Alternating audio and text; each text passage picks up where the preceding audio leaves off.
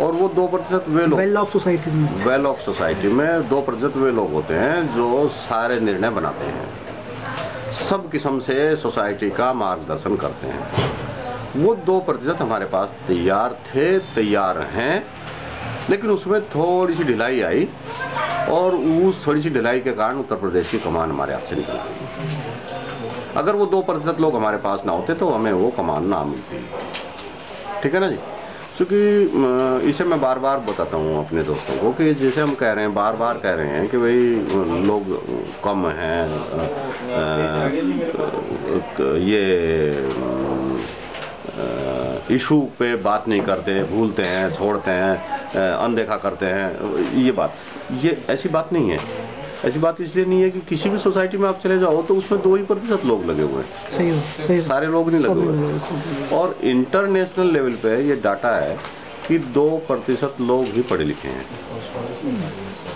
जो ढंग के पढ़े लिखे रहते हैं, इंटेलेक्चुअल क्लास।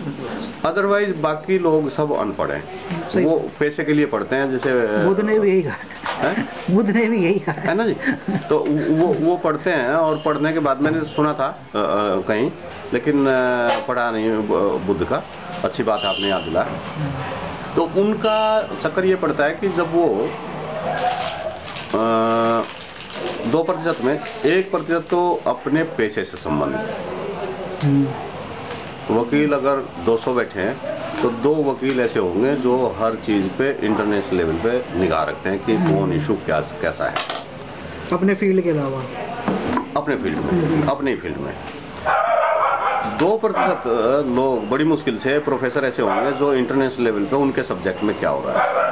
अगर किसी को पूछे कि यार अर्थशास्त्र में ये इंटरनेशनल लेवल पे क्या हो रहा, तो सारे अर्थशास्त्रियों को पता नहीं है, उन 2% को पता है। उन्हीं से लोग वेरीफाई करते हैं कि यार उसके बारे में बताओ तो सही। अच्छा आप थोड़ा सा इसके बारे में नहीं, मुझे नहीं पता, फला से पूछो। तो वो आदमी है जो पढ़ा लिखा है। 1% ये आया सारा, और 1% वो आदमी है जो JNU में बैठा हुआ है, लेकिन उससे पूछो तो कानून का भी उसे पता है, डॉक्टरी का भी उसको पता है, पत्रकारिता का भी उसको पता है, सारी चीज़ों का उसको पता है। और उसका कई डॉक्टर भी हैं जो वेरियस सब्जेक्ट में दखल रखते हैं, और कई लॉयर भी हैं, कई दूसरे भी हैं।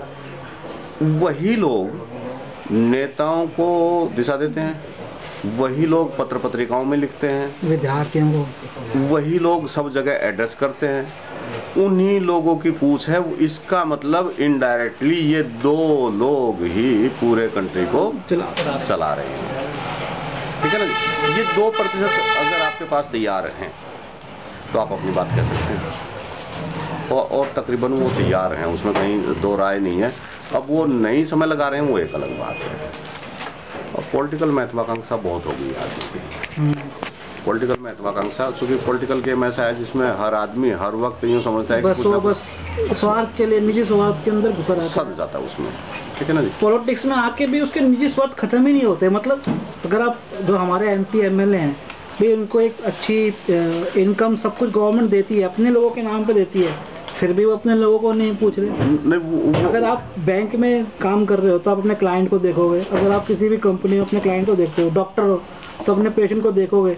यहाँ पे जो SC ST के नाम पे जा रहे हैं वो अपने लोगों को ही नहीं देख रहे। उन्हें पता ही नहीं कि हम SC ST के नाम पे रोटी खा रहे क्या। एक बात वो एहसास ही नहीं कर रहे, वो समझ रहे कि इनकी हमें ज़रूरत ही नहीं है, वोट दें ना दें।